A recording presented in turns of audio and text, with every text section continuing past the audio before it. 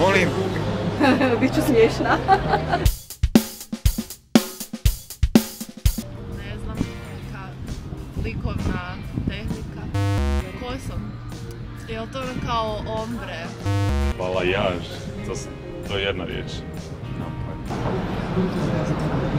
Šta misliš, šta bi mogla znači? Šta mislim? Ne mislim. Ima veze sa kosom, to šta pomaže. Onda vjerojatno nešto za njegu kose pretpostavljam.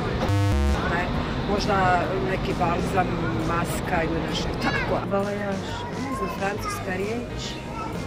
Balajaž, nešto hrana. Ne znam, nisam sigurna. Neki umak. Što ko neki, možda onak šampon ili nešto.